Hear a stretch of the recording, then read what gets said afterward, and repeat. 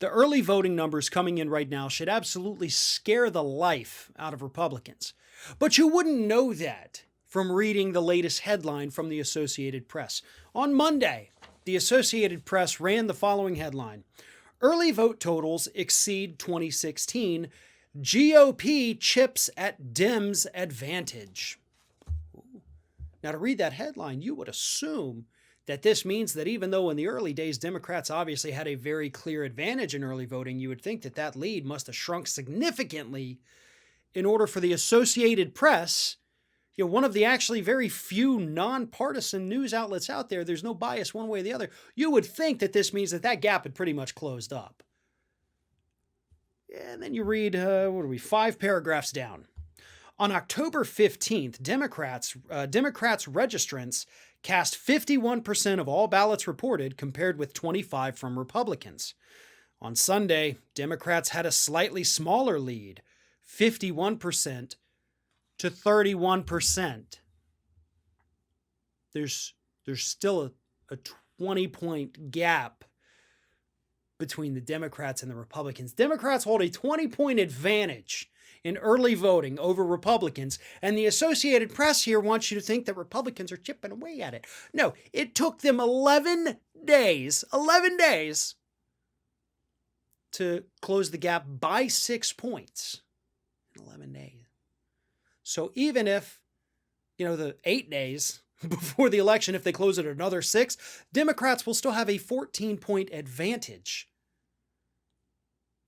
I'm not seeing how they're chipping away at this. I'm not seeing how this in any way, shape, or form is a good thing for the Republican Party. In fact, folks, the numbers are very bad for Republicans. We are seeing record-breaking turnout from the under 30 crowd, which is phenomenal.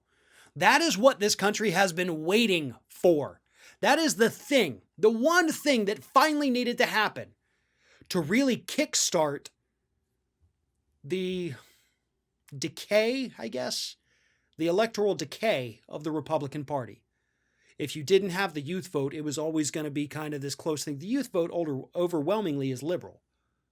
They overwhelmingly support Joe Biden. They're overwhelmingly voting for Joe Biden right now. And although Joe Biden's not the most liberal guy out there, neither is Kamala Harris, they're certainly more liberal than a Republican Party. And these people voting right now, they may not get the president that they deserve, but they can certainly shake things up in the House and Senate. They can put more progressive members in the House, more progressive members in the Senate. This is not good for the Republicans. And they're certainly not chipping away at an advantage. It is not dropping enough. Now, here's the bad side for the Democrats. Polls also suggest that most of the people waiting to vote on Election Day are Republicans. I think Republicans hold an almost 20-point advantage on that day. Almost. So, the gap could close. The gap will close.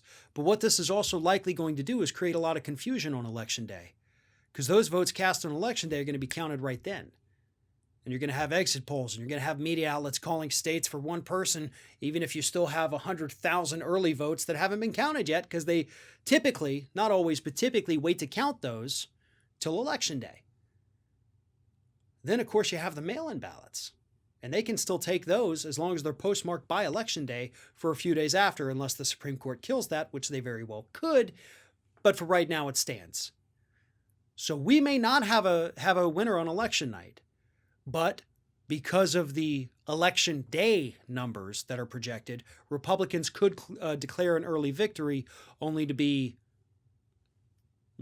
see that taken away from them after the rest of the ballots are counted, which would then probably lead to chaos. Republicans would think the election got stolen, some trickery happened, but that's why everybody needs to hold their breath on Election Day, because there's a good chance we will not know who won. Hopefully that's not the case. Hopefully Democrats show up on Election Day, Trump gets voted out, and there's nothing he can do to contest it. But if not, buckle up. It's going to be a bumpy ride.